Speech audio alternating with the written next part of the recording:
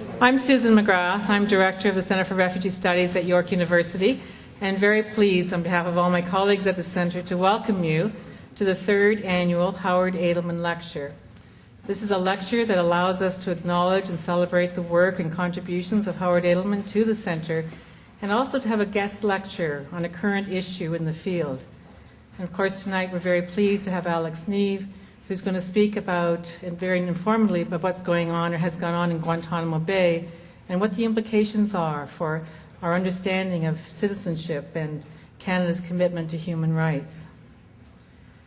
I wanted to just speak briefly about Howard. We will have David DeWitt will speak about bring greetings from the university. One of the things we want to do tonight is also to help fundraise for a bursary for non-status students so they can attend York University. So you'll have reading material in front of you on the table, and we'll invite you to consider contributing, and we'll have one of our students who understands fully what the importance of those contributions will be. After Alex's presentation, Jennifer Hyman will facilitate a Q&A, so we'll have some opportunities for discussion, and so encourage you to have questions and engage in a discussion, and hopefully even among ourselves here. Howard was the founding director of the Center for Refugee Studies, and interestingly, he led a public initiative in the late 70s and 80s when we also had boat people, Indo-Chinese fleeing after the so-called fall of Vietnam. And he was able to mobilize private partnerships, mainly among faith communities in Canada, what came to be known as Operation Lifeline. And it forced the Canadian government also to get involved. And in the end, 137,000 refugees were received in Canada. It's the contradiction and tension between how the reception then and what is happening now when a few hundred Tamils arrive on our shores is very disturbing.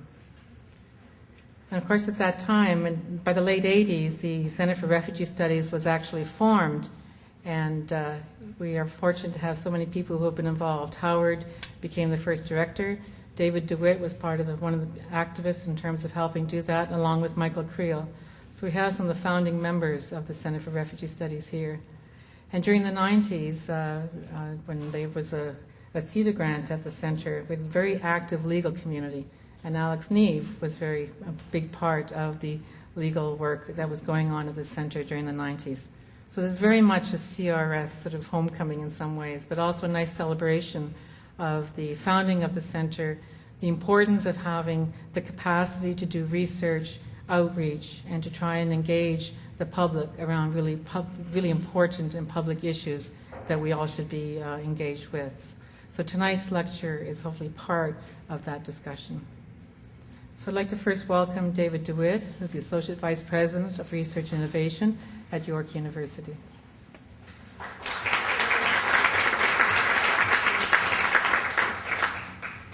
Thanks, Susan. It's really a great pleasure to have this opportunity. One of the nice things of having crossed over to the central administration of the university is not just that you would get to attend meetings or sign off on research applications, but that you get actually to meet your colleagues from across the university, meet their graduate students and their undergraduates, and have an opportunity to celebrate some of the wonderful things that are accomplished. And this is a celebration.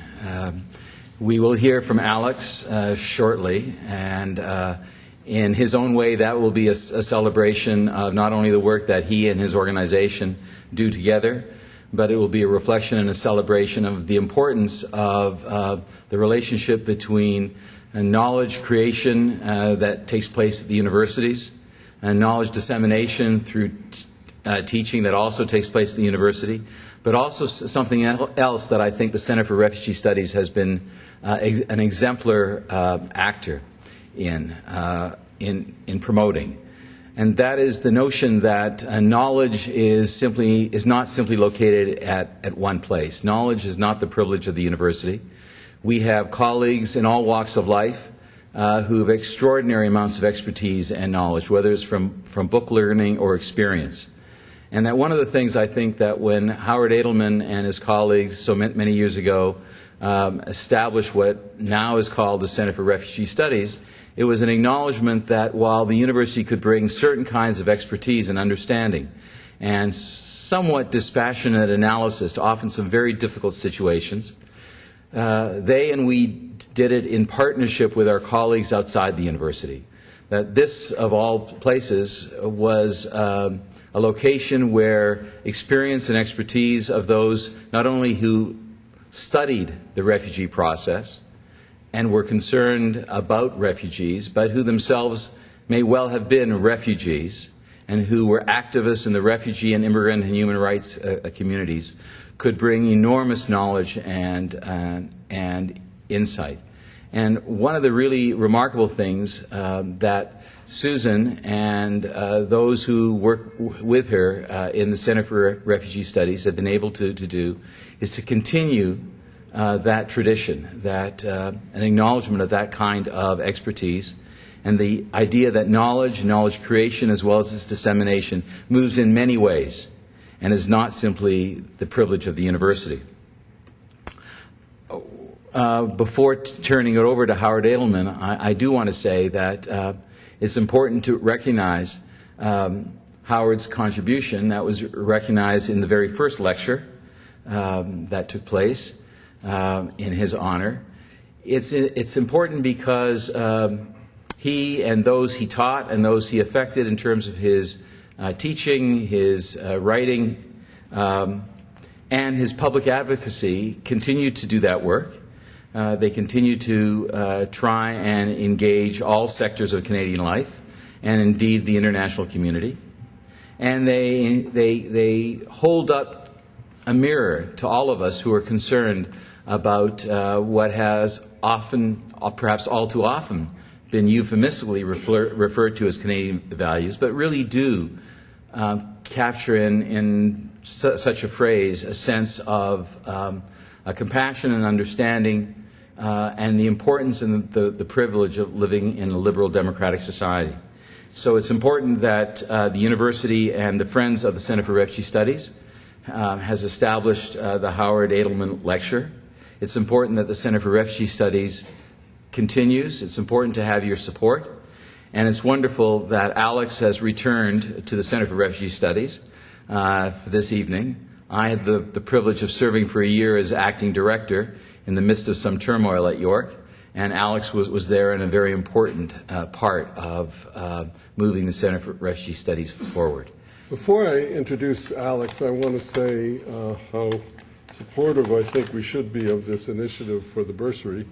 When I was at Princeton for 2 years after I retired from New York, I mentioned at a breakfast meeting of African specialists about a student in Dadaab camp I met.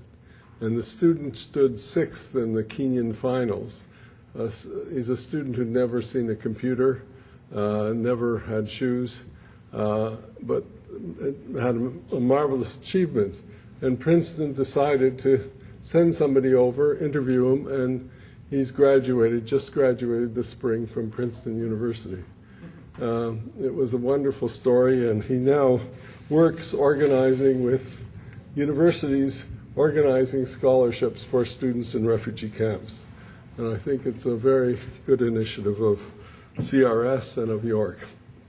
Let me introduce Alex. Alex did a law degree and a commerce degree at Dalhousie, went to University of Essex, did a master's degree in human rights. They have a superb Center for Human Rights. I spent a bit of time there at Essex.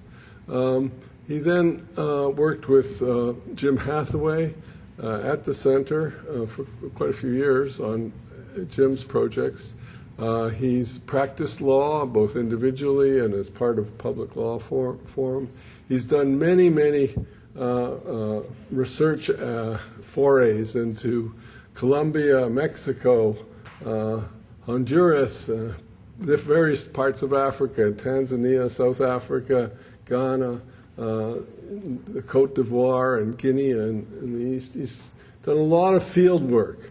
And he brings to his work and especially to his work since he's almost 10 years as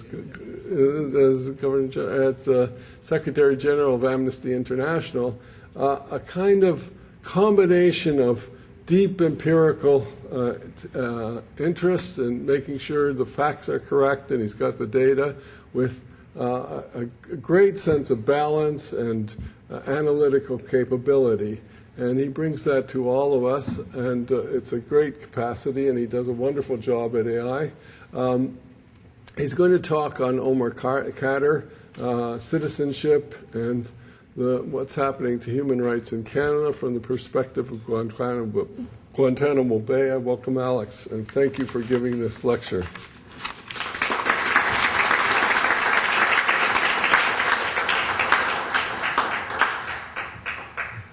Thank you very much, Howard, and good evening, everyone. It really is a delight to be here this evening. A couple of people have referred to the fact that I am a CRS, I won't say escapee, I'm a CRS alumni. And as I was coming in this evening, I scratched my head and was staggered at the math to realize it was 15 years ago. But nonetheless, a very important and dynamic time in my life. David, in your comments, you referred to the turmoil of that time at CRS. I think I was going to use the word unsettled, but maybe turmoil says it well. But one of the things I'm really struck with is, even though it was in the mid-90s, an unsettled time, it was still a time of remarkable people forging ahead with superb research that was really geared to making a difference in the lives of displaced women and men and young people in Canada and around the world, doing so in collaboration with civil society organizations, doing so first and foremost, I think, with an eye to the rights and needs of those who are at the center of those issues. And it's certainly a time that's left a great impact on me. I never would have imagined back then that I would, 15 years from now, be here, not so much that I wouldn't imagine sort of giving a speech, but to be having to give this kind of a speech. I mean, who at that point of time ever would have imagined September the 11th and all that was going to unleash in our world? Talk about unsettled. But here we are. I also, before I get into my remarks, want to add my own strong endorsement of the superbly important initiative that lies at the heart of this evening's lecture. I couldn't agree more that support for refugee education, be it the refugee in a camp in Dadaab or the refugee recognized or unrecognized, struggling or left in limbo here in Canada. Education is a pathway to so much promise and hope for building new lives, but it also opens up such great and tremendous contributions to continuing to build our nation. And anything that opens that up and ensures greater access, even one tiny step closer to notions of equal access, is superbly important. So I commend CRS for that initiative. I'm going to begin with a couple of naive propositions. Surely we live in a nation where citizenship is equal, and that at times when that citizenship is truly tested and sorely needed, times of difficulty abroad, all citizens are treated with equal respect and the rights of all citizens matter equally. Surely, at the very least, that would be the case when it comes to such terrifying human rights violations as torture, ill treatment, arbitrary arrest, unlawful detention, and blatantly unfair trials. Well, there ends the naivety, because, of course, that's not the case, my friends. And the harrowing experience of a growing number of Canadian citizens over the past 8 years now, Meher Arar, Abdullah al-Malki, Ahmed Abu el-Mati, Muyad Nuruddin, Abu Sufyan Abdul Razik, and others, who have experienced these and other human rights violations in countries such as Egypt, Syria, and Sudan, instead have come to reveal that there are very different conceptions of citizenship in our country, and that it is not the nature and gravity of the human rights problems you might be facing that will determine how actively and forcefully the Canadian government will or will not take up your case, but rather it is whether you are perhaps a first or second generation citizen. It is your family background. It is the popularity or unpopularity of your views. It's maybe the name of the mosque you attend. Well, that obviously cannot be our Canada. And tonight I want to share with you a particularly wrenching and cautionary tale of unequal citizenship. It begins close to 9 years ago now, January the 11th, 2002. That's when 20 detainees were flown halfway around the world from Afghanistan, hooded, handcuffed, and shackled, and arrived at the U.S. naval base at Guantanamo Bay, Cuba, thus beginning a preposterous misadventure in injustice that has become one of the most defining and enduring images of the so-called War on Terror. Images of orange jumpsuits, jail cells that were little more than cages, prisoners languishing for years without charge, hunger strikes, and suicide attempts. Well, who would have ever imagined at the time that those images would soon come to ensnare and define the life of a Canadian teenager named Omar Khadr, and give rise eventually to profound and troubling questions about the nature of Canadian citizenship and concerns about Canada's commitment to human rights. And all of it has played out in one of the world's strangest geopolitical corners, 45 square miles of U.S. military might and muscle, nestled into a corner of the territory of one of the U.S.'s, of course, most implacable foes, Cuba, for more than 100 years now. A U.S. prize won in the wake of the Spanish-American War, then transformed into a surreal anomaly once the Cuban Revolution, the Bay of Pigs, the Cuban Missile Crisis turned the Cuban-U.S. relationship upside down. But still it stands, and 1 century on, even before you consider its infamous role in the War on Terror, it is in so many ways an alien, inexplicable place outside the norms and rhythms of everyday geopolitical life. Something you likely couldn't even imagine now if you wanted to, let alone create it. Inexplicable and surreal, but washed over with a veneer of normalcy for McDonald's, Starbucks, Pizza Hut, Subway. They're all there, close at hand. The outdoor movie theater plays the latest Hollywood fare every night. Softball, go-karting, bowling, and golf are all on offer. And the local Girl Scout troop even has set aside a patch of scrub brush and a rocky beach with a proud wooden sign proclaiming, "Camp Youngstown, Girl Scouts of America."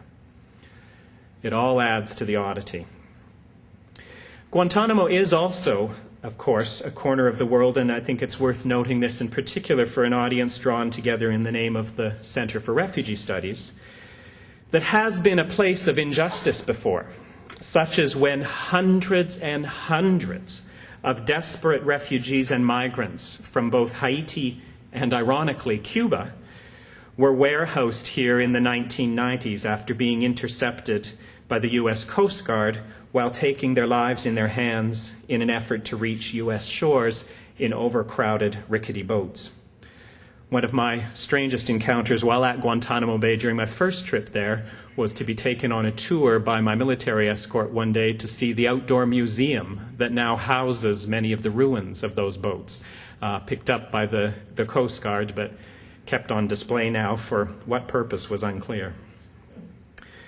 Then, as now, U.S. officials chose to use Guantanamo as a detention center because they believed that they could somehow advance a legal fiction, that it was somehow a land without law, beyond the reach of U.S. courts, where injustice could reign and no one would be held accountable. And it's an argument that has had much early success in U.S. courts, but was at long last put to rest in a series of U.S. Supreme Court decisions that clearly recognized that U.S. law and international law did extend to prisoners held at Guantanamo just in the last few years. Well, since that first group of 20s auspicious inauguration in January 2002 of Guantanamo Bay's latest turn in the detention game, it is thought that the naval base's several prison camps, a number of them have sprung up over the years, have now been home to 779 war on terror detainees from 48 countries, including not one but two from Canada, Omar Khadr, but also his brother, Abdurrahman, whose story of why and for how long he was held there remains, I guess I'd put it, confused and unclear, but it's thought to have been for approximately 18 months in 2002 and 2003. Just consider some of these statistics. Of the 779 who have called Guantanamo home over the past 8 years, only five have ever been convicted. That is a whopping 0.6% of the total prisoner population, just over 0.5%. Just imagine if we had such a pathetically low conviction rate in our regular corrections system. It's hard to know whether the Canadian Human Rights Commission or Sheila Fraser would be more upset about that. And it's not as if the wheels of justice have spun overtime to secure those whopping 5 convictions. 3 of the 5 convictions were on the basis of plea deals, such as the one in Omar Khadr's case. Only 2 have proceeded through a full trial to conviction. As of today, 174 prisoners from 27 countries remain in detention, with Omar Khadr being the only Westerner. That's a theme I'm going to come back to a few times. Doing the math, that means that 605 of the detainees, 77% of the original 779, individuals who at various moments of Bush-era hyperbole were described as the worst of the worst, among the most dangerous men to walk the planet, have been released, but not a fate that was to wait a 15-year-old boy, Omar Khadr. The concerns about failure to abide by a range of fundamental human rights safeguards at Guantanamo are now legion and well documented. To start with, of course, there is the fact that the entire system is premised on a conception of inequality, as it is only used against individuals who are not U.S. citizens. U.S. citizens in the war on terror get the full legal protections of the regular civilian court system. Only non-citizens get second-class justice, or really, in most cases, no justice. There has been lengthy, in some cases seemingly indefinite, detention without charge or trial. At the outset, prisoners endured harsh and inhuman detention conditions, being held in facilities that were really little more than outdoor cages with very little protection from the elements. Also, in early days, there was refusal to recognize that international or even U.S. constitutional rights protections, including concepts as fundamental as habeas corpus, it's been around for a few years, had any applicability at all, an iota, to the treatment of Guantanamo prisoners. For several years, officials refused to provide detainees with access to visits from consular officials, still not easy, and did not allow them legal representation or contact with their families. And then there's the long list of interrogation techniques that have been used at Guantanamo, which were quite clearly, no matter the semantics gymnastics you hear from U.S. officials, clearly tantamount to torture. All of which, or at the very least, cruel, inhuman, or degrading treatment or punishment, all of which are clearly prohibited under both international law and U.S. domestic law. Techniques that included, to name only a handful, painful stress positions for lengthy periods of time, humiliating nudity, sensory deprivation, including through hooding, desecration of the Quran, threatened attacks by dogs, food deprivation, and sleep deprivation, the famous frequent flyer program that we know Omar himself was subject to, and I'll come back to that. So that's the generality of Guantanamo. Not a pretty picture, obviously, but that doesn't come as a surprise to anyone, I'm sure. What of Omar Khadr? Well, I imagine that most of you are quite familiar with the salient facts in his case, but let me remind us all of a few key essential points. Omar was born in 1986 in Canada, in this city. His father, Ahmed Saeed Khadr, moved his family, and that's Omar, his mother, 3 brothers, and 2 sisters, to Pakistan and later Afghanistan beginning in the late 80s, with some back and forth to Canada, sometimes for extended periods of time, sometimes briefly. He did have some early schooling at an Islamic school in Mississauga, but most of his school years were spent at an Islamic school in Peshawar, Pakistan, or through homeschooling. Famously, Omar's father was arrested in Pakistan in late 1995, accused of being involved in the bombing of the Egyptian embassy in that country. Charges were dropped several months later, and Ahmed Khadr was freed after then Prime Minister Jean Chrétien raised his case with Pakistan's then Prime Minister Benazir Bhutto. That's an episode that came back to haunt Prime Minister Chrétien when Ahmed Khadr's extensive involvement in sympathizing with al-Qaeda and supporting terrorist activities, particularly by arranging financing, later became quite notoriously well known. But it did not only haunt Prime Minister Chrétien, it led to a strong reluctance on the part of Canadian politicians in the years to come to take up cases of Canadians accused directly or indirectly of involvement in terrorism, out of fear that the allegations would later prove true. It is undeniably one of the many factors, and there are many, that explains the Canadian government's resistance over the past 8 years, during both, and we can't forget this, Liberal and Conservative governments, to advocate on Omar's behalf. The back and forth between Pakistan, Afghanistan, and Canada continued for young Omar Khadr for some time, but with less and less of his time spent in Canada. Eventually, his upbringing came to be pretty well completely dominated by the social milieu his father had chosen, which included the families of Osama bin Laden and many other senior al-Qaeda leaders. He was surrounded by talk of extremism, fanaticism, and violence. And that is precisely where he found himself in September 2001, when the world was turned upside down by the September the 11th terrorist attacks, and also 1 month later, October the 7th, 2001, when U.S. and allied forces launched war against Afghanistan's then Taliban government and their al-Qaeda allies. And even then, Ahmed Khadr did not evacuate Omar and his siblings, who at that point in time ranged in age from 10 to 22 years, to safety. Instead, he took them deep into the devastation of war. Omar and his brothers, 2 older, 1 younger, spent a bit of time in al-Qaeda training camps. Ahmed Khadr took Omar, who by all accounts even then had quite a talent for languages, with him as he traveled around Afghanistan, and by 2002, he had arranged for his then 15-year-old son to assist an al-Qaeda allied cell involved in making IEDs, who were in need of an Arabic Pashto translator in the Afghan village of Khost. Not exactly the sort of decision one would hope that a father might make about his son's activities. But as Omar Khadr's military-appointed Guantanamo Defense Counsel, Lieutenant Colonel John Jackson, simply but poignantly put it in his opening address to the jury when Omar's trial opened in August of this year, Ahmed Saeed Khadr was a man who hated his enemies more than he loved his son.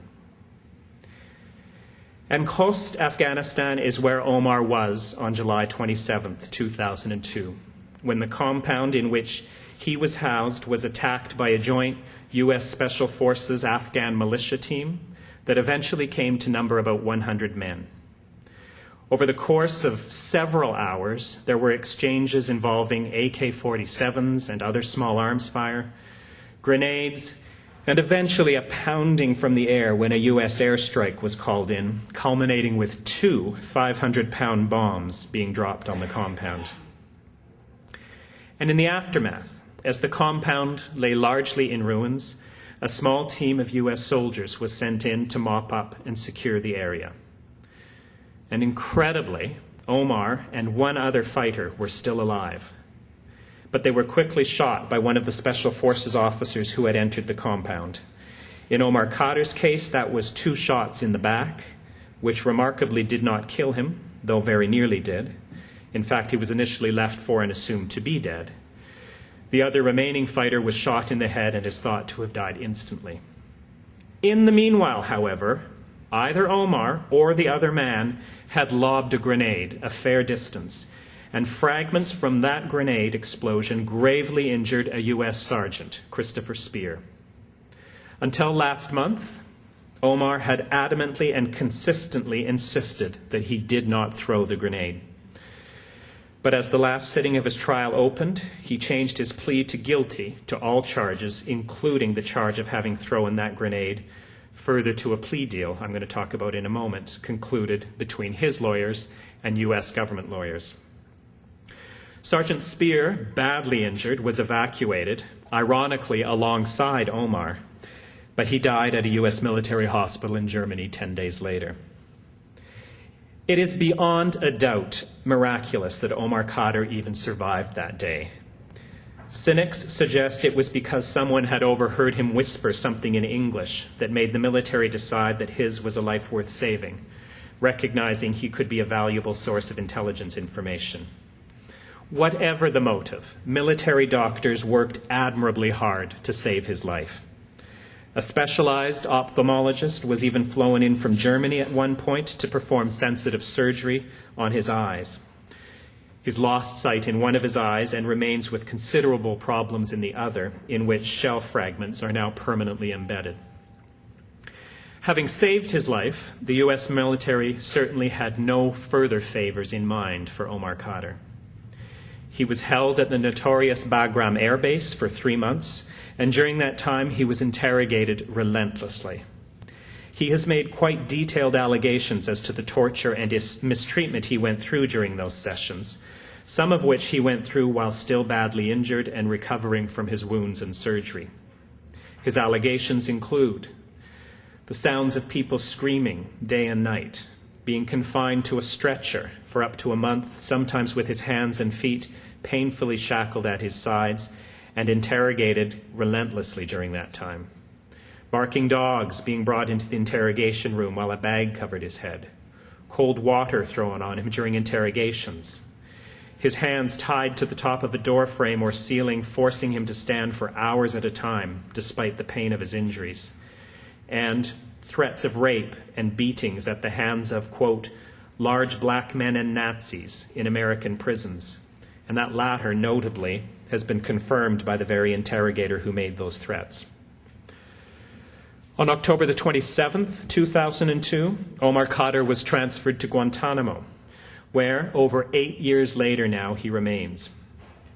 His torture and mistreatment continued well into 2003, including demeaning incidents such as the time Mr. Khadr describes being used as a human mop to clean up his own urine on the floor of an interrogation room with his hands and feet shackled behind him, and extensive use of sleep deprivation through Guantanamo's infamous frequent flyer program, during which he was constantly moved from cell to cell to cell every 3 hours over the span of 3 weeks in early 2003. Notably, here comes a Canadian connection, that was in advance of a planned visit of Canadian intelligence officials, the first of several Canadian interrogation sessions of Omar at Guantanamo Bay. And we know from notes that he was put through the frequent flyer program at that time to, quote, make him more amenable and willing to talk. His case was selected to be one of a handful to come to trial before a military commission at Guantanamo. And not only has Guantanamo justice not been fair for Omar, it has certainly not been speedy. He was first arraigned in 2005, 5 years ago. So even the injustice that has unfolded this year took 5 full years to happen.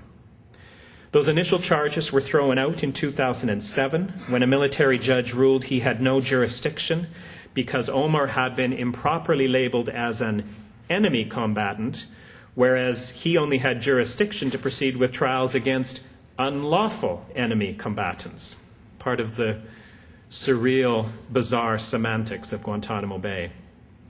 Those charges were later reinstated by a review panel that overruled the judge who was concerned, properly so, about terminology. Eventually, the trial did get underway. In fact, and some of you may remember this, it was scheduled to begin in earnest with hearings to deal with a number of pre-trial issues in late January 2009. That session was, of course, overtaken by political developments south of the border when President Obama made his famous, now broken, promise within 24 hours of his inauguration to close Guantanamo by the end of January 2010. I was 48 hours away from boarding a flight down to Guantanamo to observe the proceedings at the time. The hearings were adjourned, and the prevailing wisdom was that would mark the end of Omar Khadr's Guantanamo debacle. I gladly canceled my flight and assumed I would never have to rebook. How wrong I was. Because by October 2009, President Obama had backed away from his promise. And to the astonishment of many, it soon became clear that bringing Omar Khadr's case before a reformed military commission process would be among the first that the Obama administration would use to convince the world that a new and better commitment to justice now prevailed at Guantanamo Bay. A child soldier who has made detailed allegations of torture and ill treatment in U.S. custody, whose crime, even if found guilty, is not about terrorism, but throwing a grenade that killed a soldier in a war, the new face of justice at Guantanamo Bay. And lo and behold, the trial did indeed go ahead. I've traveled to Guantanamo 3 times this year to observe the proceedings. I was there in April to hear Omar's lawyers argue that statements and confessions that had been extracted from him during more than 100 interrogations at the hands of more than 30 interrogators at both Bagram and Guantanamo from 2002 through to early 2004 should be excluded from the trial because they, either directly or indirectly, were the products of torture. I was back in August for what was supposed to be the full trial, but only 4 days into the proceedings, Omar's military-appointed defense lawyer collapsed in court, leading to a further delay of 2 months. We were then scheduled to be back in court on October the 18th to continue with the trial, which was anticipated to last about 4 weeks. But on October the 14th, with me and others almost packed and ready to head to the airport, the resumption was pushed back by a week amidst swirling rumors that serious discussions about a possible plea deal were underway. By the time we all reassembled in the courtroom on October the 25th, the rumors had indeed proved true. Omar changed his plea from not guilty to all 5 charges: murder, attempted murder, conspiracy, material support to terrorism, and spying. What was initially kept secret was the prison term that had been agreed in the plea deal, though it was, I would say, the worst kept secret on the island. I'm sure it was known all the way to Havana. But it wasn't known to the jury, and that was that it would be an 8-year prison term with 1 further year served at Guantanamo. The jury went through their own largely fictitious week-long sentencing hearing and came back with a stunning recommendation of 40 years in prison. Makes one wonder what they would have come up with if he hadn't been a child at the time and hadn't been tortured. Well, alongside all of these developments in Cuba, there has, of course, been much activity in Canada as well, all against a backdrop of Canadian refusal to intervene in any meaningful way on Omar's behalf, such as by seeking his repatriation to Canada, something that had been done successfully by every other Western government that had a detained national at Guantanamo.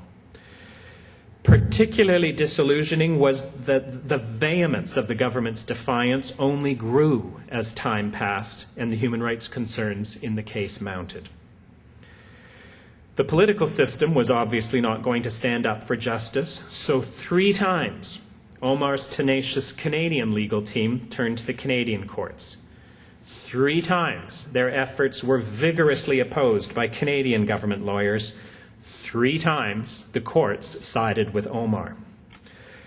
The first was a federal court injunction in 2005 ordering CSIS to desist from any further interrogation trips down to Guantanamo to question Omar. By then, they had interrogated him on a number of occasions in 2003 and 2004, the videotapes of which have recently been sound enhanced and released as a very powerful documentary. Next, his lawyers went to court to get copies of materials CSIS and other government officials had compiled after those interrogations and shared with the Americans. That went all the way to the Supreme Court of Canada, which in May 2008 again ruled in Omar's favor. Notably, the court found that government officials had violated his rights under the Charter when they interrogated him at Guantanamo in circumstances which clearly contravened international human rights requirements. And then a third time, when it had become very clear that a fair trial at the hands of U.S. officials was simply not in the cards, his lawyers went to court to try to force the Canadian government to seek Omar's repatriation from Guantanamo to Canada. By the time they filed that court application in late 2008, he was the only Western national still held there. In April 2009, the federal court ruled the government must seek his repatriation. That was upheld in August 2009 when the Federal Court of Appeal confirmed that the government must seek his repatriation. And then finally, in January 2010, a unanimous Supreme Court of Canada concluded that Omar's charter rights were still being violated. They did not feel it was their role to specify what remedy the government should pursue as redress for the violations, but they made it clear that a remedy was necessary. Not about to back down, of course. The government certainly did not pursue a repatriation request in response to the Supreme Court ruling. Instead, they chose to send a low-level diplomatic note asking U.S. officials if they might possibly consider maybe refraining from making use of any material they had received from Canadian officials at Omar's trial. U.S. officials refused, and Canadian officials made no further effort to comply with the Supreme Court ruling. In July, a frustrated federal court judge gave the government 7 days to demonstrate what remedy it was going to pursue. Federal court judges don't often draw those kinds of lines in the sand with the government. The government appealed that decision. They've never failed to appeal an Omar Khadr decision, and convinced the appeals court to put the judge's 7-day line in the sand on hold until the appeal could be dealt with. The appeal has still not been heard and obviously is, to say the least, moot, given recent developments at Guantanamo. So there's the chronology. And believe it or not, that's an abbreviated chronology. There's a multiplicity of other complications I haven't added to the story. But where does it leave us? A crashing, careening end 3 weeks ago with the guilty plea and sentencing. And I'm going to come back to thoughts about where that careening end leaves us in a moment. But I want first to share with you a series of reflections from various episodes over the course of my 3 trips to Guantanamo this year. Some are small moments, some are moments that I think loom quite largely. They were not always picked up by the media coverage, but I think they will give you a flavor of how things have played out. The first, the rules. When we arrived in April for 2 weeks of arguments as to whether Omar's statements should or should not be excluded from the trial, we were faced with a very substantial hurdle. While President Obama had, as I've said, in the end, chosen not to follow through on his promise to close Guantanamo, he did see through some changes to how military commissions would operate. A revised Military Commissions Act, therefore, was passed by Congress in October 2009. But 6 months later, when we're there, as we are preparing to head into court, the rules to govern the actual operation of these reformed military commissions were nowhere to be found. They didn't exist. It was the night before the hearings were to get underway, and still no rules. Rumors, of course, began to circulate that the hearings would be cancelled. How could things go ahead, after all, without any rules? But we woke up to a very different result. Things had changed overnight. Sometime in the wee hours, the rules, and I'm not talking about 2 or 3 pages, they're several hundred pages in length, were approved by the Secretary of Defense. And an hour before the hearing was to begin, a complimentary copy was given to the defense team. They were magnanimously given a 4-hour adjournment to read and familiarize themselves with the new rules. And they did remarkably well, I have to say. But it was yet one more sharp reminder of the lack of independence that marks the entire military commission process. Just think about it for a moment. The judge works for the Secretary of Defense. The prosecution lawyers work for the Secretary of Defense. The Secretary of Defense writes the rules that govern the entire process. Even Omar's lawyer works for the Secretary of Defense. But you put all that together, and nonetheless, Omar, sitting there, and he's a bright guy, is somehow expected to have confidence that all adds up to something that's going to deliver a fair and independent trial to him. The second, what I call eyes and ears. This is also in April.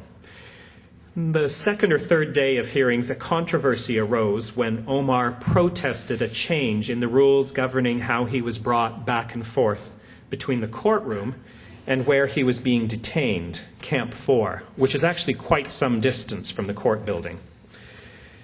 As the hearing began that morning, very notably, Omar, who had been there every other day, was not present. Instead, a government witness, a soldier, took to the stand and testified that when Omar was brought to the van that morning to bring him to the hearing, very early, he refused to put on a tight-fitting, blacked-out goggles and earpiece unit, which she called eyes and ears, which he was told he absolutely must wear, no choice.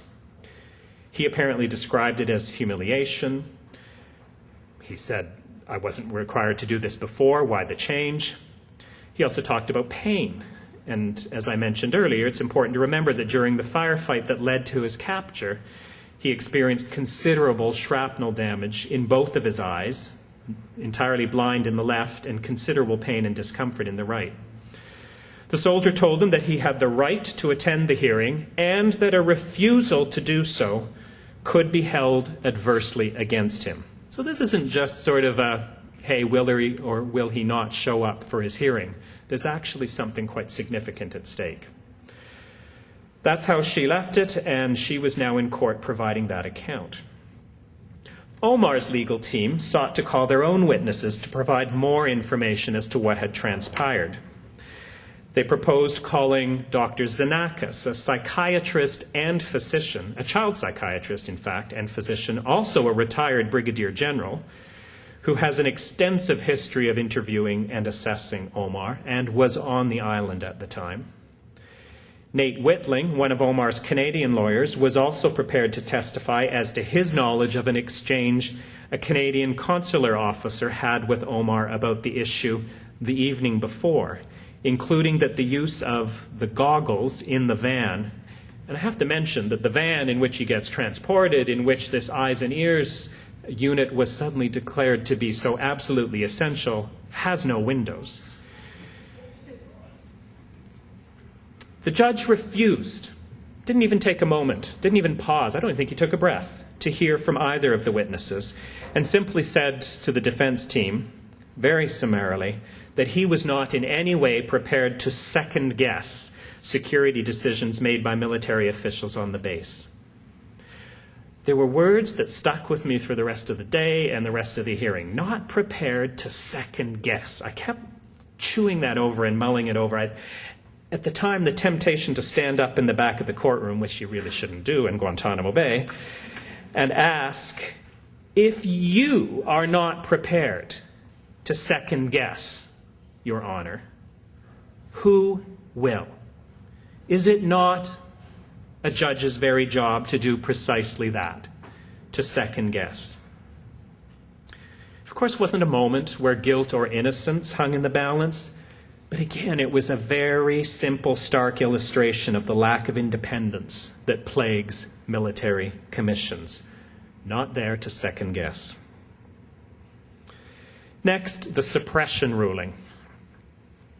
Extensive evidence, both through witnesses and documentation, was presented to the judge in April, laying out the numerous credible allegations Omar has made with respect to the torture and ill treatment he says he has endured at the hands of his captors. And quite remarkably, in at least one instance, that was confirmed under oath by the very interrogator responsible for the mistreatment, who had made menacing threats that Omar would be sent to a prison in the U.S. where he would likely be raped by, the words he used, big black men and Nazis. And that was at a time when he was still in a stretcher, still recovering from his wounds at Bagram. You don't often get interrogators in torture cases confirming what they've done under oath. It was really remarkable.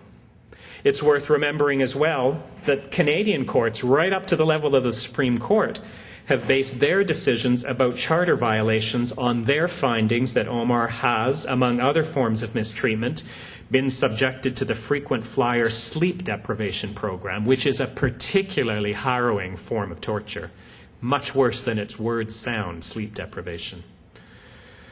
Omar's lawyers argued that the various statements and confessions taken from him during his first 2 years in detention were so directly or indirectly tainted by this torture and other mistreatment that all should be suppressed and not allowed to be entered as evidence at the hearing.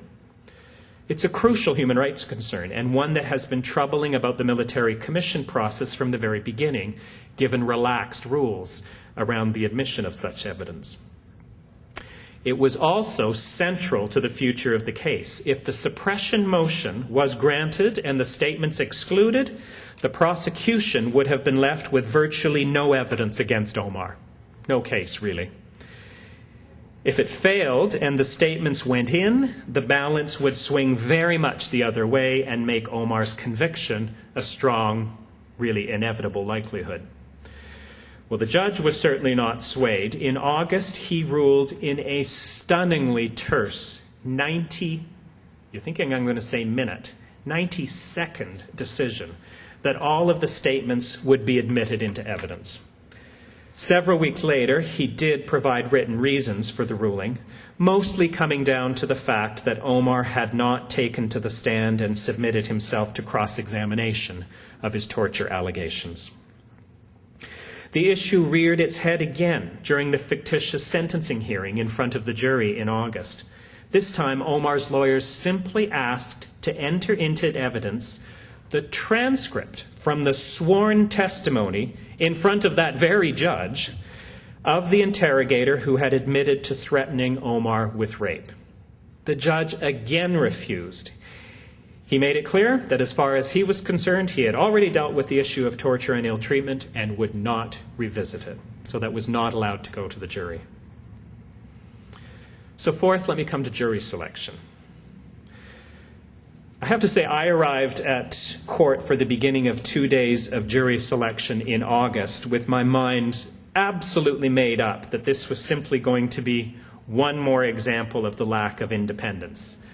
To add to the military judge and the military prosecutors and the military defense lawyer and their Secretary of State Defense, we're now going to have a bunch of military officers sitting over on this side as the jury. And in the end, it largely was 40 years. But not without some interesting twists and turns. We began with 15 possible jurors, a minimum of 5 of whom had to be still standing at the end of the day. That was the quorum needed for the trial to go ahead. The strategy of objections and challenges back and forth between the two legal teams was like watching a chess game. Troubling, but not surprising, was the vehemence with which government lawyers sought to uncover any potential jurors who had ever read or heard a whisper about any of the human rights concerns associated with Guantanamo Bay. Troubling, but I guess not surprising, although I scratched my head in disbelief a few times, was that the majority of potential jurors all smilingly indicated that they had never read or heard a whisper of concern about Guantanamo Bay. But 3 had, and were in fact quite forceful in laying out what they knew and describing their own concerns about things like detention without charge or trial, cruel treatment, and the negative impact on the U.S.'s international reputation. One of the 3 was quite savvy as well. Knowing that this might be putting himself at risk of a potential kick out of the room, he defended his own concerns by referring to the fact that he knew that his concerns were shared by none other than President Obama, who is, after all, not just the President of the United States, but Commander-in-Chief of the U.S. forces. That led to, I'll have to decide what I think is the most peculiar moment at Guantanamo Bay, but this certainly is high on the list. A very peculiar moment when government lawyers were desperately trying to have this juror dismissed, and argued that the degree to which he had kept insisting that he agreed with the president when it came to Guantanamo Bay was clear evidence that he was biased against the government. One was obviously left wondering just who they conceived the government to be, which of course is maybe kind of a more sinister question that lies behind Guantanamo Bay. They did not succeed in having that juror dismissed for cause, but later used their one peremptory challenge, their one free pass, to have him thrown out. Next, I want to come to psychiatric experts. Perhaps the most disappointing and frustrating side to the sentencing hearing in October came down to what psychiatric evidence was heard and not heard. The only one psychiatric witness who was heard in the end was Dr. Michael Wellner, who testified for the government. This was the first time he had ever been asked to formulate an opinion on the future danger posed by, as he kept describing Omar, a radical jihadist. Dr. Wellner testified that he spent between 500 and 600 hours. Do the math. Those of you who know what psychiatrists, especially eminently qualified senior psychiatrists, charge per hour, it gets to be a pretty staggering bill.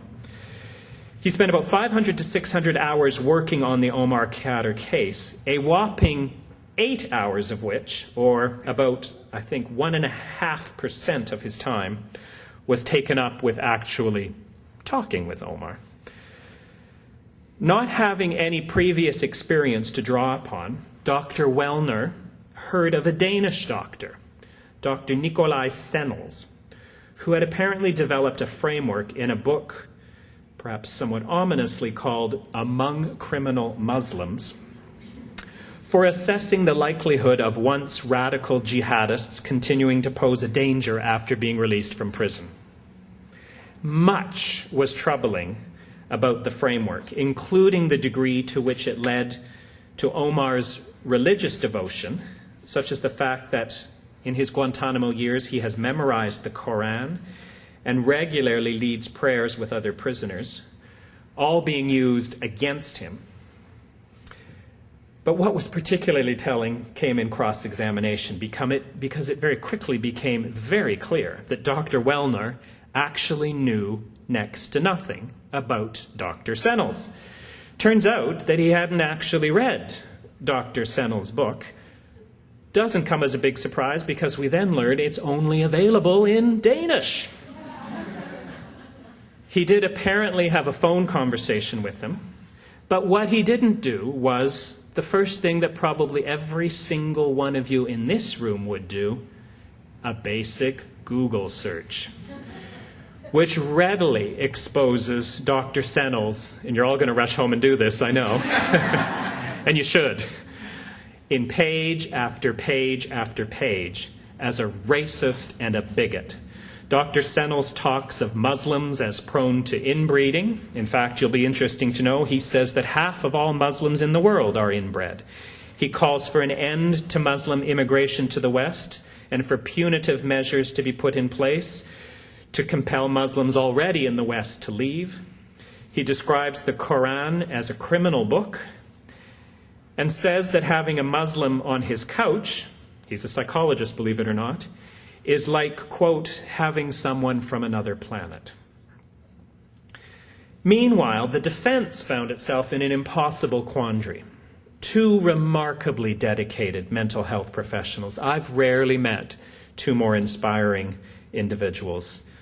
Retired Brigadier General Stephen Xenakis, who I referred to earlier as part of the Eyes and Ears episode, and Bellevue Hospital-based psychologist Dr. Kate Porterfield have between them carried out over probably 300 hours of interviews with Omar over the past 2 to 3 years. It stacks up pretty favorably against Dr. Wellner's 8 hours.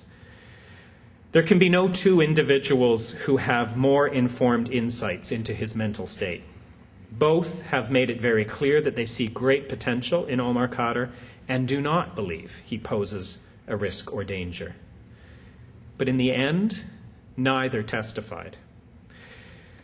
And while I'm not privy to the defense team's strategic deliberations, one big problem that arose came from the fact that Omar had pleaded guilty in the end. A guilty plea that most people understand represented an escape from Guantanamo more than a true admission of honest guilt. But it gave rise to an impossible dilemma. Imagine the inevitable cross-examination. Dr. Xenakis, Dr. Porterfield, we now know through his guilty plea that Omar carried out these terrible crimes. You must have spent a great deal of time talking about that with him.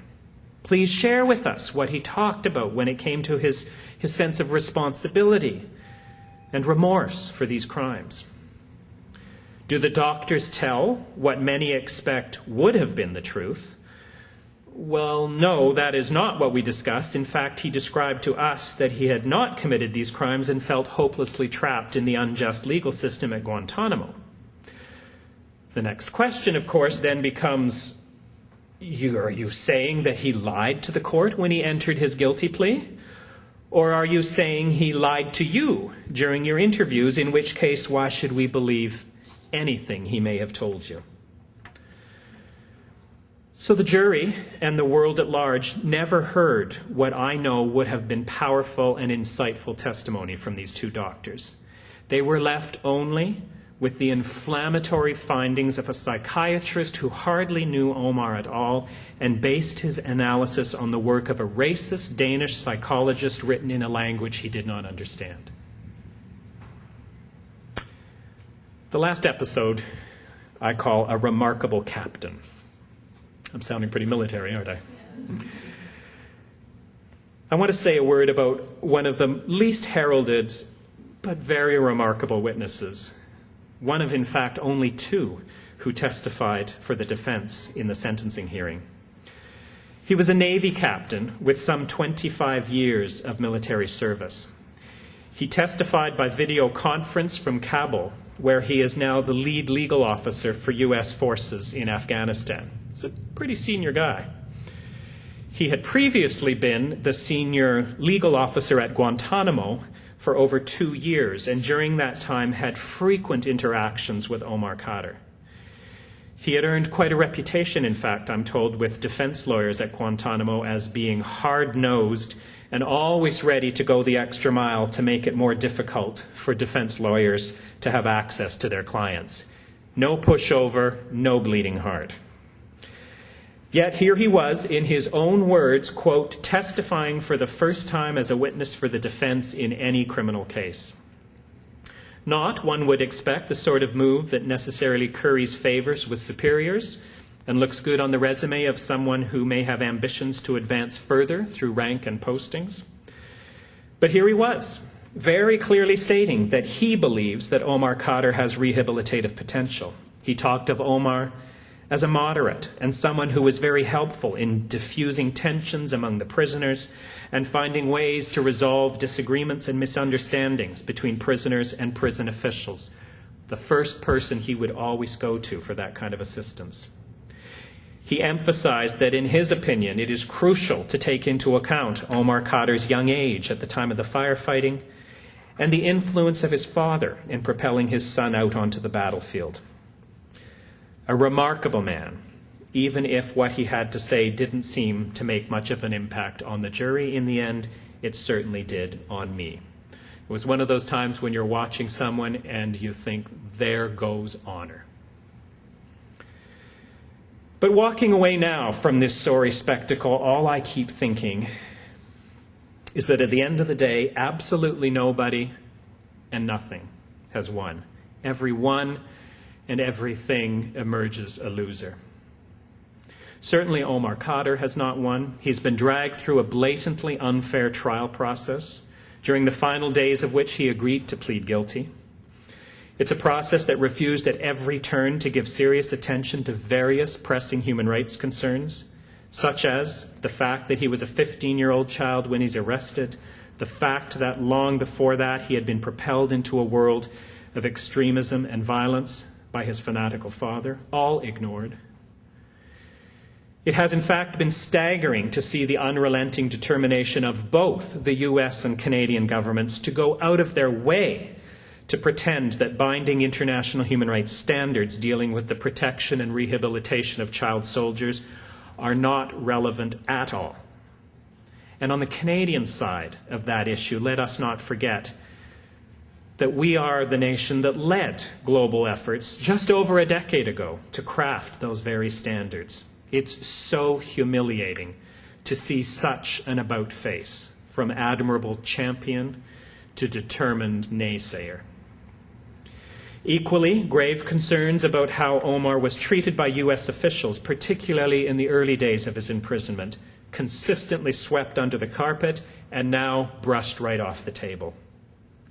Omar Khadr's case has certainly very powerfully demonstrated that the military commission process is not prepared and, in fact, not even interested in ensuring that torture and ill treatment are not only firmly rejected during trials, but also vigorously investigated and prosecuted outside the courtroom. I would say that those individuals who suffered personal loss or injury as a result of the July 27th firefight at the heart of this case have also not won. That includes the family of Sergeant Christopher Spear, the U.S. soldier killed by the grenade that Omar has now said he threw. Let's not forget that fair trials matter for many reasons.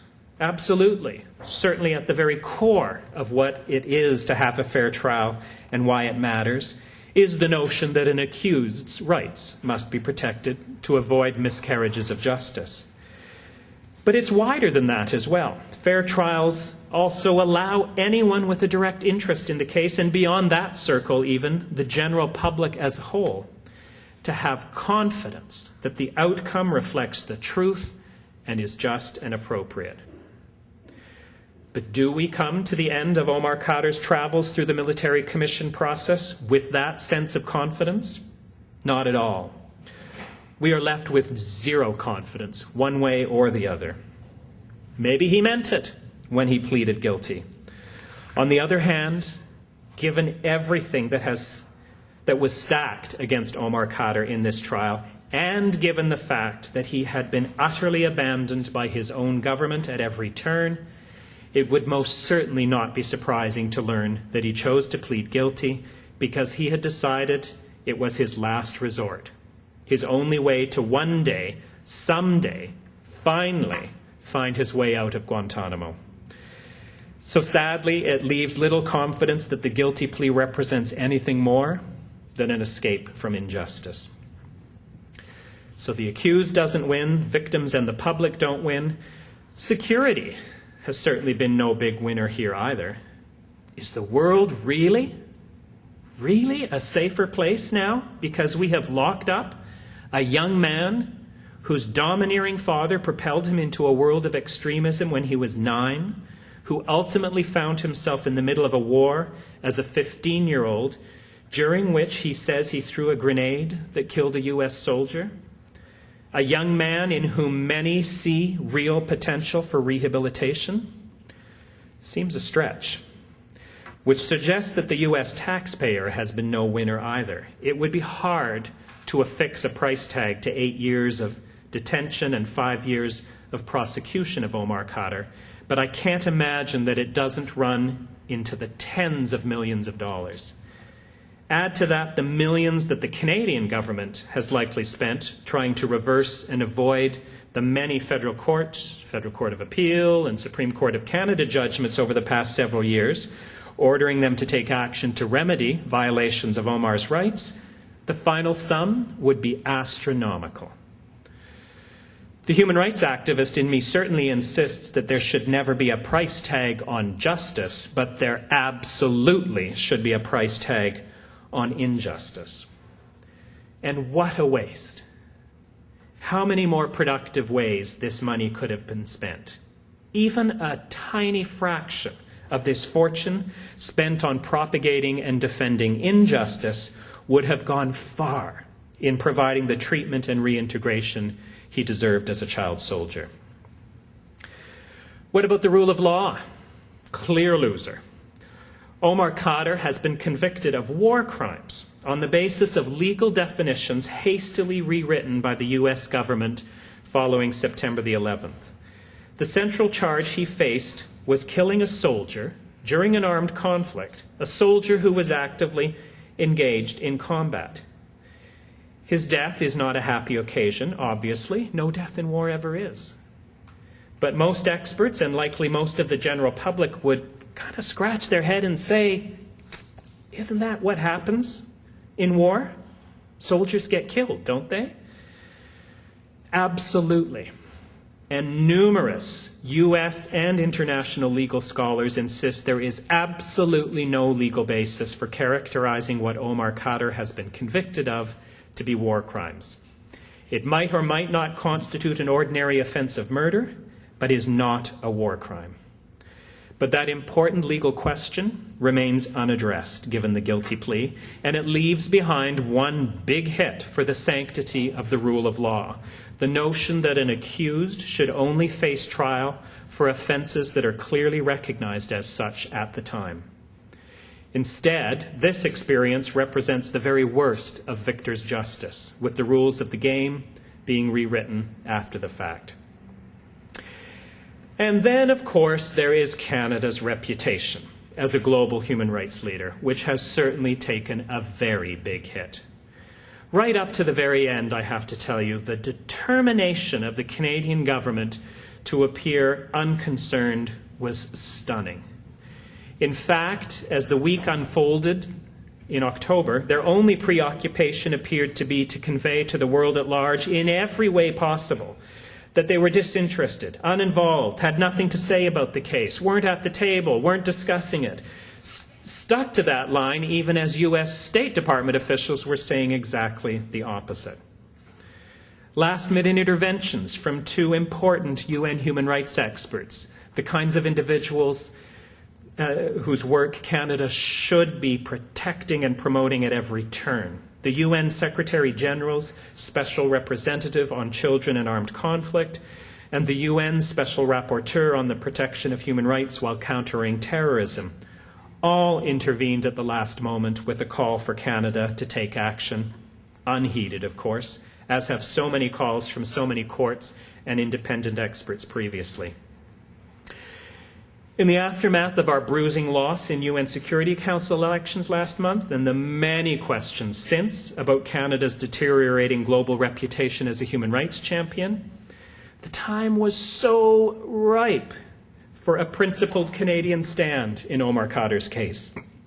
But the government remained defiantly and disgracefully unwilling to go there, and stuck to its position of unequal citizenship. To end then, is it a closed case?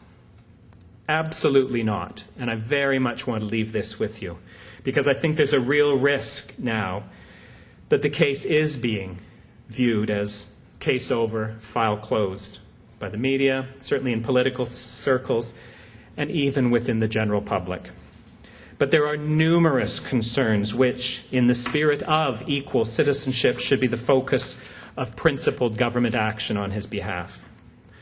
Most immediately, there are concerns about the likelihood that Omar, who has thrived in the more open and communal detention conditions of Guantanamo's Camp 4 over the past 2 to 3 years, will now go through quite a setback if transferred, as expected, to the near isolation he will face in Camp 5. The Canadian government should be intervening forcefully about those concerns and pressing for assurances that his detention over the coming year will offer him the rehabilitation to which he is entitled under international human rights standards dealing with child soldiers, and that he be given maximum possible opportunities for social interaction, physical recreation, and educational programming. Next, there is, of course, the question of his wish to return to Canada and what will await him here.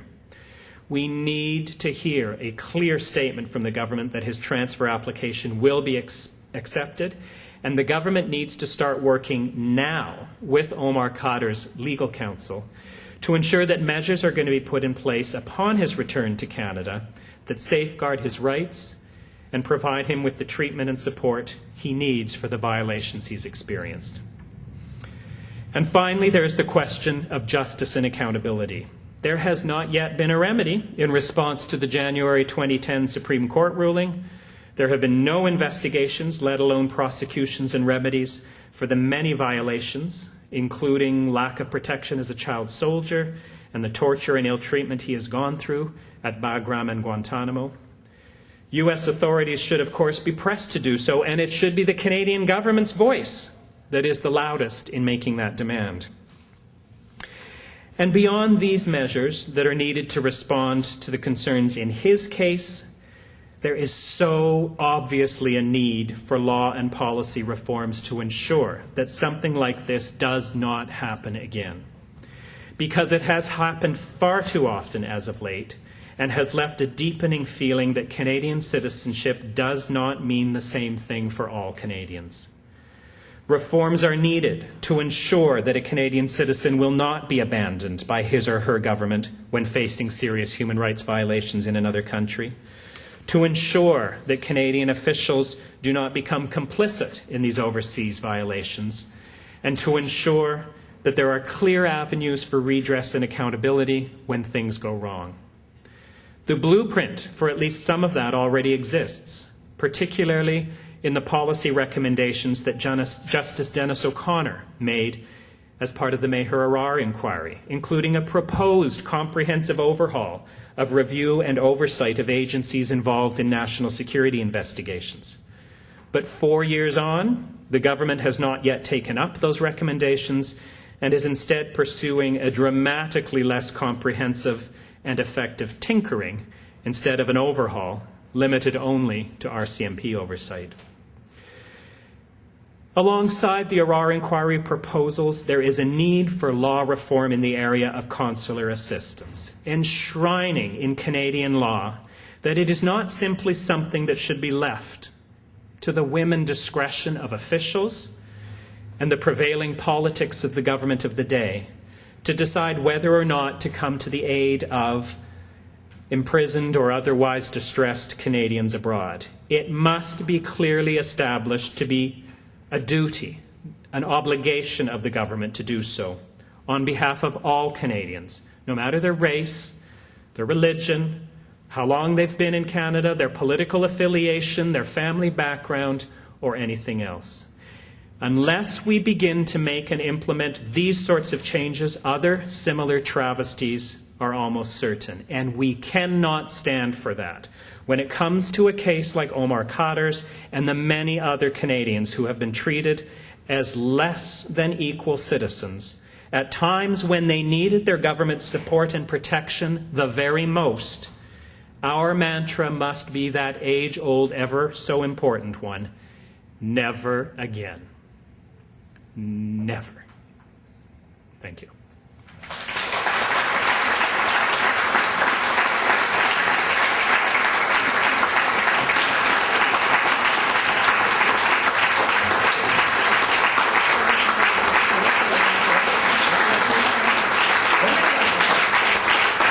Thank you very much to Alex Neve for a great talk. I'm going to keep my remarks very, very brief because there are no doubt going to be lots of questions from the floor, or at least some, and some of you might not have had your dinner, and I don't want to get between you and the dinner. But I'm very grateful, Alex, for such a talk that raises so many questions, and three come to mind. The first is simply citizenship, and it raises the question which you've raised: who else will the Canadian state abandon? Again, we've talked about two-tier citizenship. People who are born in another country, do they always get the full rights and protections that native-born Canadians do? Omar Khadr is born here in Toronto, so all of a sudden we've got a whole new set of things to think about. And of course, no American, as you pointed out, would be subject to Guantanamo Bay. So there is a little link here with refugees. Omar Khadr, of course, is not a refugee, but his state is either unwilling or unable to protect him. I'm not sure which it is. And we now know from this week's, or I guess it was last week's, debut of George Bush's biography, that he stands behind waterboarding as something that's allowed, at least in Guantanamo Bay. Damn right were his words, I think. Damn right, that's right. So he should have just stayed in his ranch home. But anyway, I guess he had to launch the book.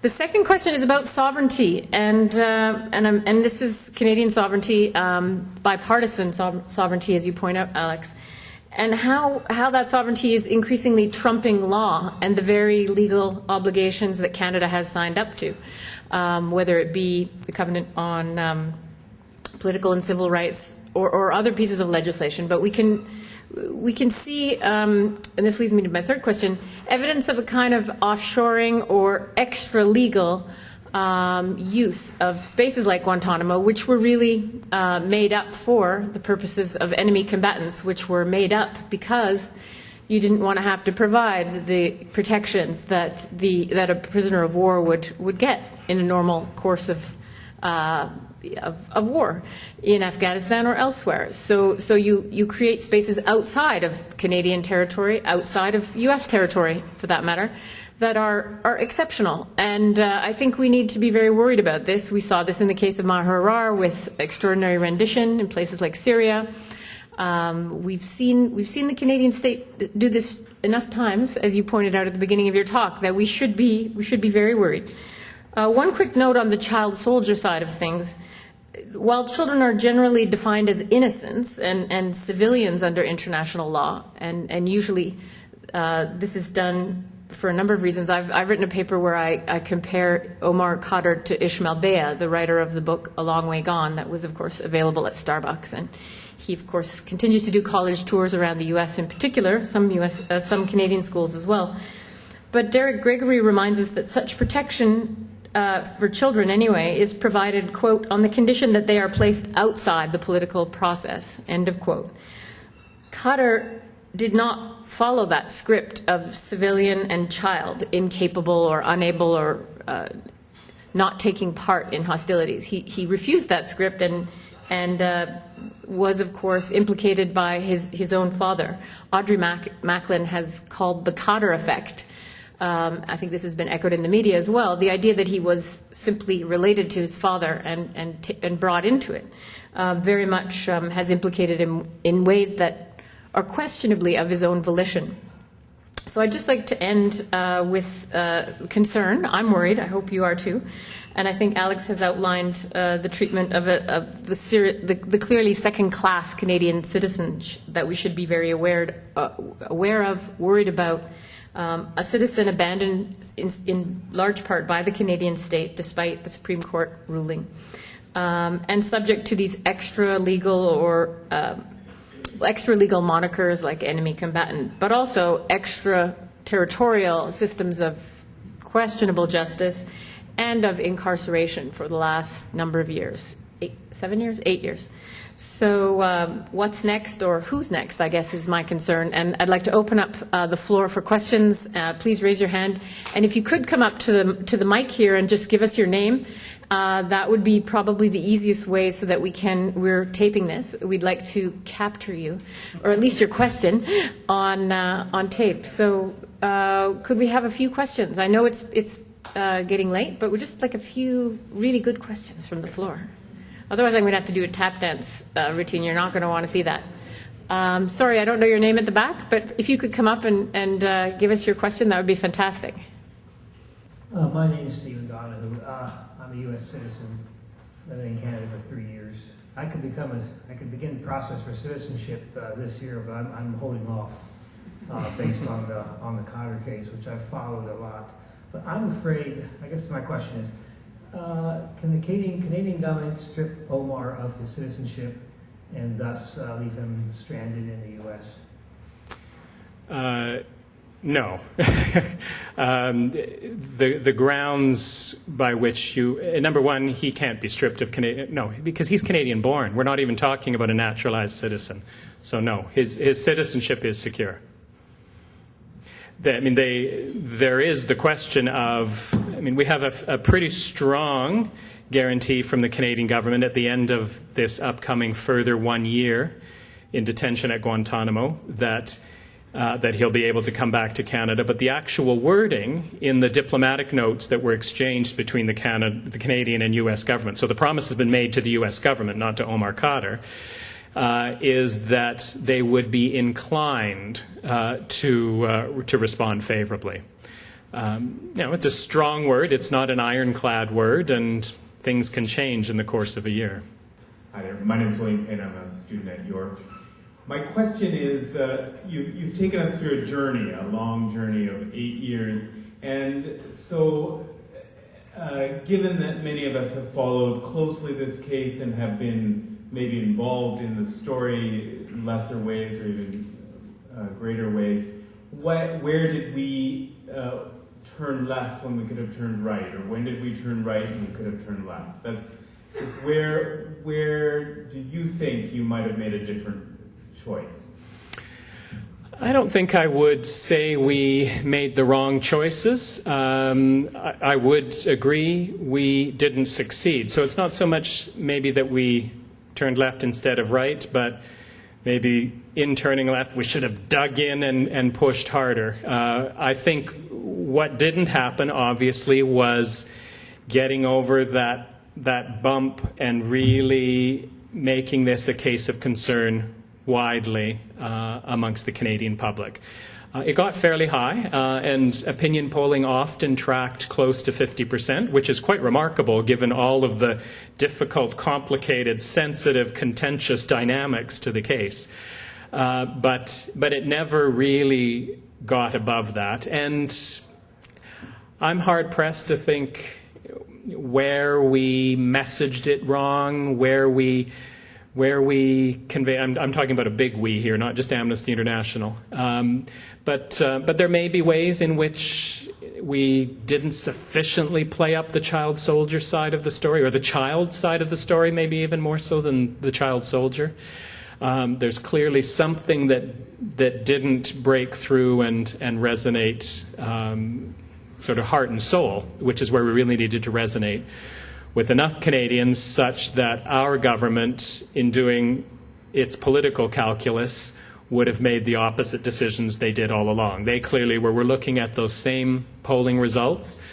We're deciding that the 50-ish% who didn't like the government's position were probably unlikely to ever vote for them, so why would they be concerned about doing something to please people that would never vote for them anyway? Whereas those who felt they were doing the right thing were either their supporters or likely supporters, so stay the course. And we had to get into that territory if we were going to shift that political calculus, and weren't able to. I share your humiliation for the Canadian government. And you made the point, yes, that it was the Liberals and the Conservatives that have been in power. Is there anybody in our government who has been championing this case at all? While in government? Well, in government. I mean, there are many MPs who have, including now, not necessarily then, some Liberal MPs. But within government, no, sadly not. And again, it comes back to, we didn't make it politically important enough for them to do so, politically costly enough for them not to do so. but there were many efforts made to try to find moderate rights regarding members of the government who say strong things on related issues, such as the protection of children in war, and have even spoken out about child soldier issues in other contexts. But we're never willing to make the leap and the bridge to this case. So that remains disappointing. And in the earlier days, when it was Liberal government, similarly. There's very strong, outspoken Liberal positions on the case now, but when it mattered, those voices weren't to be heard. Alec, what are the long-term implications legally of the Supreme Court's assessment that Omar Khadr's rights had not been respected? That judgment hangs there over the Canadian government, and it will be interesting to see. And we have the Supreme Court of Canada ruling that unequivocally and unanimously, there was not a dissent, concluded that at least in January 2010, not only had Omar Khadr's charter rights been violated, but were still being violated at that point in time. Made it very clear that a remedy had to be forthcoming. Given that it was the domain of foreign policy, did not feel it was the court's role to specify what remedy, but that there must be a remedy. It's an interesting, tricky question now as to what that means in light of the fact that he has now been convicted and sentenced. It doesn't change. There's a lot of the Supreme Court's analysis that doesn't change. The things they were concerned about in particular was Canada's complicity back in 2003 and 2004 through those intelligence interrogations in violations of international human rights, and that so kind of polluted everything about the case that even from 2003 through to 2010, when the Supreme Court was ruling on it, they were prepared to say that because of what happened then, rights are still being violated now. The conviction, in my mind, doesn't somehow erase that. It doesn't erase the fact that that happened back in 2003, 2004, that there were implications of those human rights violations, that the court said there must be a remedy. Well, conviction isn't a remedy. Sentencing isn't a remedy. Redress for rights violations is a remedy. The case is still in front of the Federal Court of Appeal. The timing of this has been so upside down, right? I referred to it briefly, but there had been a sort of brave federal court judge back in July who said, 7 days, you've got 7 days to come up with a remedy. That all got put on hold. The Federal Court of Appeal hasn't yet come back to the case, but it's still in front of them. So it's going to be interesting to see what the Federal Court of Appeal does, and it's not impossible to imagine. I don't know how it'll get framed. I can see all the refugee and immigration lawyers going, oh, yeah, the Federal Court of Appeal. But the Supreme Court of Canada does lie behind that. It may well, yet again, for the third time, who knows, Omar Khadr's case may be back in front of the Supreme Court of Canada, and it's at that stage that all of this would have to be worked out. Thank you for your wonderful lecture. Oh. My question is that, does this case set any sort of precedent for other child soldiers, be it in Canada, internationally, or within the United States, to be tried in the same kind of fashion as he was? Oh, I think it sets awful precedents. It does set, I think much has been said about the fact that as far as researchers have been able to determine, this is the first time a child soldier has been prosecuted for war crimes since World War II, and it's a very sort of peculiar and odd case even back from World War II. But everyone's sense had been, even though there's no specific legal rule that says a child soldier can't be prosecuted for war crimes, everyone's sense is that the sort of prevailing wisdom and understanding and sort of the human rights obvious position to take was it's about rehabilitation, treatment, reintegration, support. It's about recognizing that child soldiers overwhelmingly are victims, not the wrongdoers and perpetrators we need to be concerned about. And in fact, those who forced, propelled, browbeat, coerced, brainwashed them into being out on the battlefield are the ones who should be our concern for prosecution.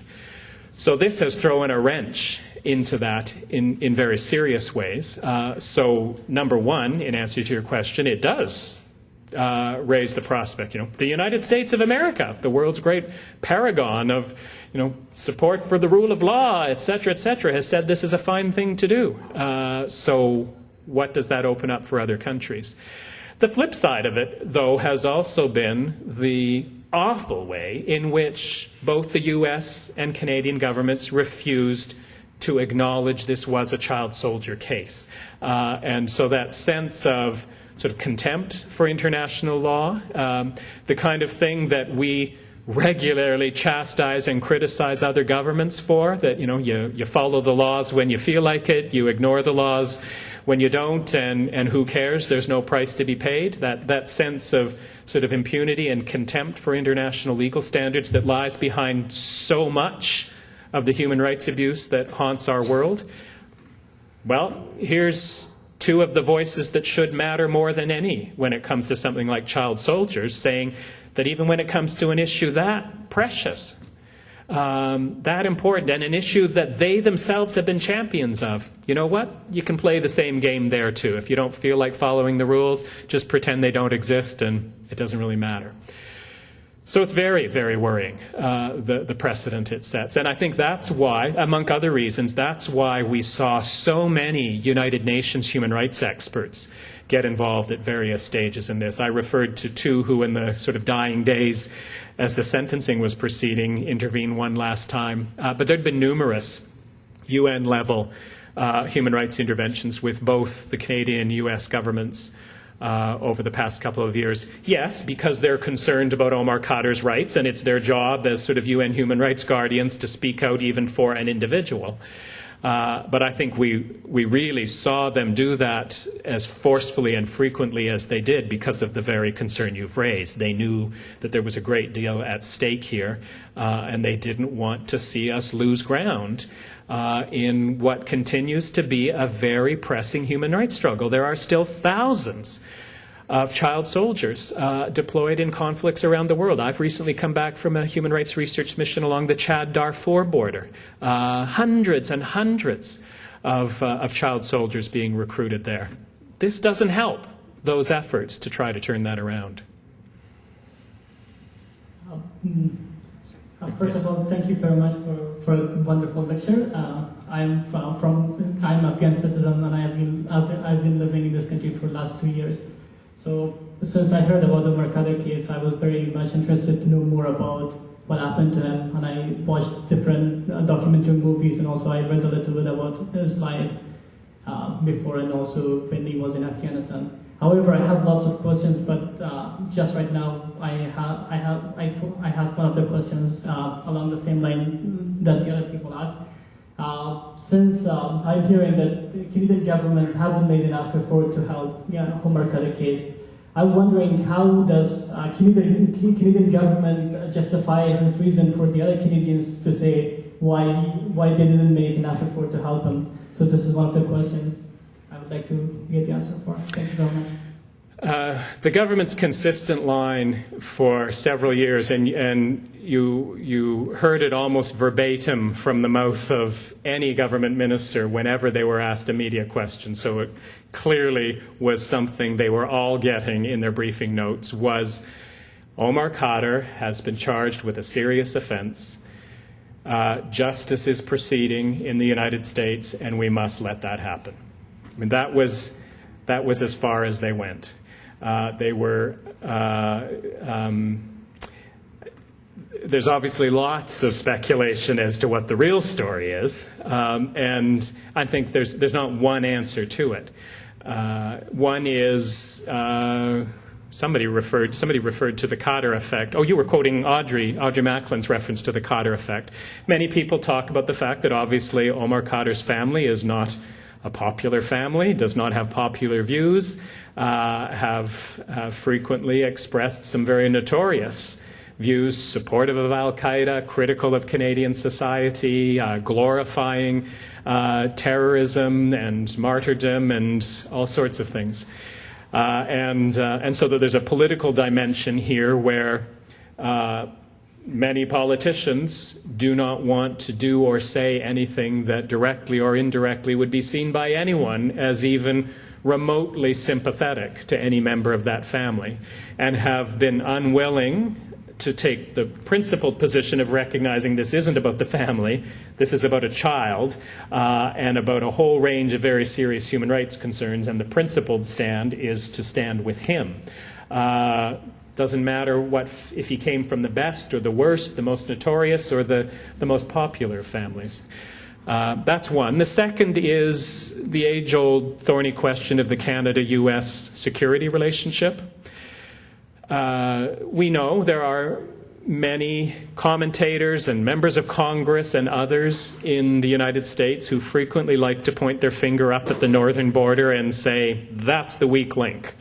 That's what puts us at risk. We all know the stories about everyone who believed that all the 9/11 terrorists had flooded into the U.S. across the Canadian border. Not true, but it's a myth that survives in many corners.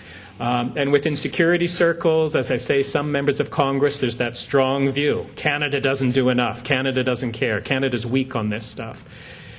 And so governments, and we saw this during the Liberal years of government, which was the time of Maher Arar and all of that as well, are loath to do anything which would risk in any way giving ammunition to that constituency in the United States. And so there's a feeling in some corners that to stand strong on Khadr, to criticize the U.S. for how they're handling the case, to demand his release, to criticize what's been happening at Guantanamo Bay would just fuel that.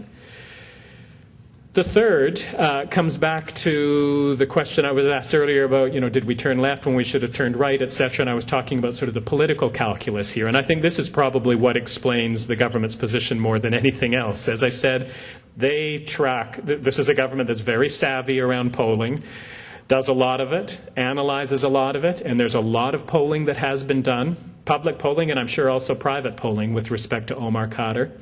And as I say, at best, I think the highest it ever got was there was one point where maybe about 55% of Canadians were concerned about the case, but it's never climbed higher than that. And the government looks at that, analyzes that, and knows that those who are concerned about the case aren't their voters. Those who think the government's pursuing the right position are their voters. Thus, we've got it right. And it came down to just that kind of crass political consideration at the end. Final question? Hi, my name is Aurélie. I'm a New York student. Thank you for your intervention, and the legal framework is also very interesting, but I'm an international studies student, and I was just wondering, of all the people in Guantanamo, what my first reaction was, I'm not Canadian, I'm hoping to be soon, but why pick on him? Because there were so many people there.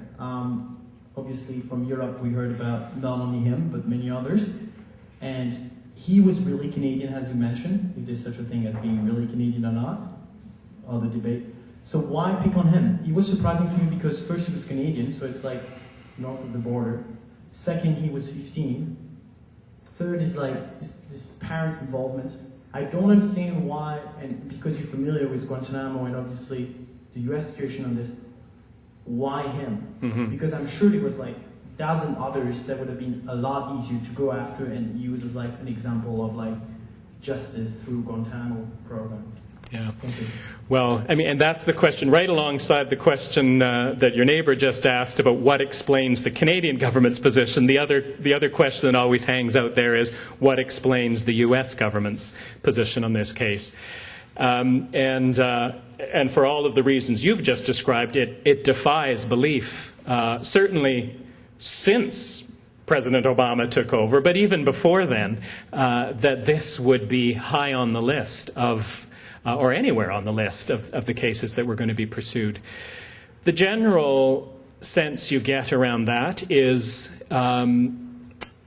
Omar is the only detainee who has been charged at Guantanamo. Granted, there's a large number who haven't been charged, but of the handful who have been charged, his is the only case involving the death of a known, specific U.S. soldier. Everyone else is sort of vague allegations of support for this, involvement in that, conspiracy for this.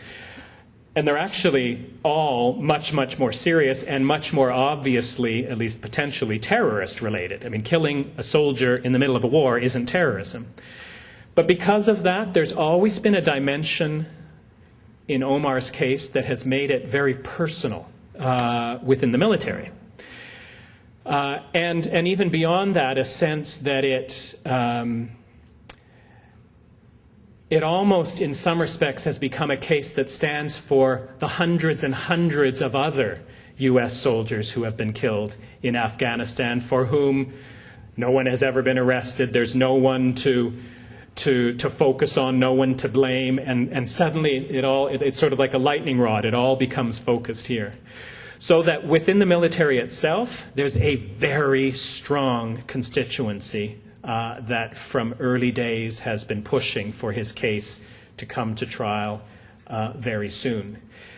At the same time, even within the military, but certainly within the Obama administration, there are many voices saying, what are you thinking? For all the reasons you just described, child soldier, the torture concerns, the fact that the legal basis for the charges is at best dubious. What are we doing here? Why is this the case we're going ahead with? And unfortunately, those voices didn't prevail in the end. I guess the last piece of the puzzle that's important, too, is as years went past, there also became incredible pressure within sort of this whole behemoth of sort of the military political system behind Guantanamo Bay to start to deliver the goods. This has been going on for years. We've been spending over $1 billion on Guantanamo Bay. We've let almost all of them go. The ones we've charged, nothing's happening. We're not having anything. So there also became an impulse. I guess this was maybe the more pragmatic people who, I don't care, rights concerns, dead soldiers, I don't care. I want a case to go to court. We need to start proving to Congress, to start proving to the American public that something's happening down here. And in that regard, Omar's case became an easy one because, for a variety of reasons, it was one of the only ones that was kind of trial ready, largely because they had this great wealth of statements and confessions they had extracted from him, but it was one of the few because they've made such a mess of so many of the other cases as well that was even close enough to serving that purpose. So kind of a combination of a variety of factors. Yes? I wanted to thank you for giving the talk. I really appreciate it. I think that we're obviously looking at a case of victor's justice here, but I wanted to talk. I have a friend who went and served in Afghanistan with the Canadian military, and he came back and is staunchly in favor of trying and detaining. And on the other side, I think everyone else is in this room has a certain opinion. He's on the other side. He's provided me a really good opportunity to see what the other side of the argument is. And his has always been pretty much that he forecloses on Omar Khadr's guilt because of the side that he was found on in the first place, that he was caught on the other side of the terror, the war on terrorism, and therefore he is automatically guilty. And I imagine that a lot of people that agree that he should be detained feel somewhat similar. And I think it reflects the political nature of the issue of the war in the context of these human rights. And I wanted to so hoping you might be able to comment on the tendency, I guess, to forsake our commitment to human rights in the face of politics, I guess, and in the context of C-49 is another example. Bill C-49 is another example of the forsaking of human rights for political gain. It's a big question to end with. I mean, if only your friend was here and we could have a discussion. I mean, amongst the many things I would want to sort of say back to him and ask him about is, really, even a 15-year-old, even as a 15-year-old behind the line of terror, you're irredeemable, and you're totally at fault, and it's, guilt doesn't even need to be discussed or proven. It's just one more, I guess, reminder again of how there's just been this complete inability to consider that piece of it. I mean, forsaking human rights, we face that struggle on so many fronts. This notion that somehow, human rights matter. They are important. We all believe in it. But first, we've got to deal with the terrorist threat, or we've got to deal with the flood of migrant boats, or we've got to figure out this trading relationship with this new country, or there's a whole all the debates, trade and human rights, security and human rights. The line back is when you forsake human rights, obviously not only do you do human rights no favor. Forsaking human rights is what leads to violations. It's what leads to travesties like this. But you also inevitably undermine whatever your other goal is as well, because strategies that are pursued that put human rights second instead of first inevitably are counterproductive and not sustainable in the long run. And certainly in this context of counterterrorism, that is so true. And I think these 8 years have demonstrated it, that by fostering torture, encouraging unlawful detention, allowing widespread disappearances, premising laws and practices on blatant discrimination, not only have we created a multitude of victims of human rights violations, we have deepened insecurity in this world because we have only fostered the divisions and inequities and grievances that are at the heart of insecurity. And if we really meant it, if we really meant that we want a world of greater security, we'd be embracing more than we ever have what those human rights standards require us to do, rather than allowing and encouraging further violations. You've got one. Please keep it very brief. Yeah. I'll try to be brief. Thank you for your presentation. My name is Qasim Farah, and I'm a PhD student at York University. So I would like to conclude changing the discussion of Omar Khalid's case to the case of refugees in Canada. The people, when they seek refugees coming to Canada, they like to come to Canada because they believe that Canada is where human rights is protected. But many of them, when they come here, they feel somehow different. And what happens is that most of the times the hearings may not go fairly. And even if the hearing goes well, it takes too long. It may take years that they get that first hearing. So those refugees, they live in legal limbo for so long. And when they are in that situation, it is clear that they don't have access to many things because they are not eligible for that. But then they also encounter many other problems like that. They are not in this society and they are not in their society. They are in between, and whatever they want to do, they are kind of fear and they are in oppression of everything. So what happens is that the old immigrants, they intimidate them. This is something which I have studied by myself. So they intimidate and abuse them, in fact. They tell them that because you are not landed... Can I have the question, please? Huh? Could you please ask the question? Yeah. Thank you. So the main question is that, is there any measures to investigate or to review refugees who live in Canada but are in their process to get landed or citizen, and when they are in that situation, they don't have any clear identity, but they also have many problems surrounding them that causes them to mental problems even. A process to investigate, is that what you asked?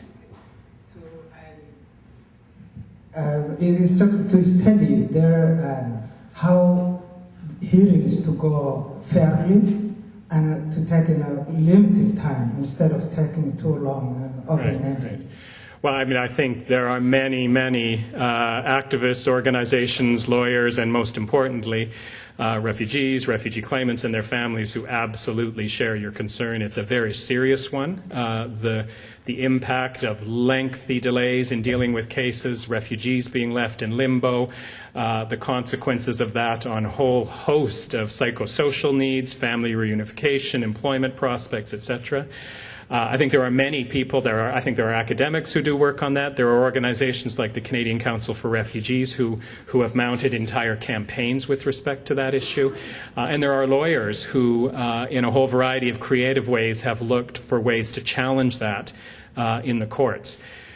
Despite all of that, clearly it's an issue that still remains of grave concern in communities and for organizations and advocates. And I guess all I can say is clearly we need to continue with those efforts, to do so together, and to donate to the refugee education. I'm going to get it wrong, right?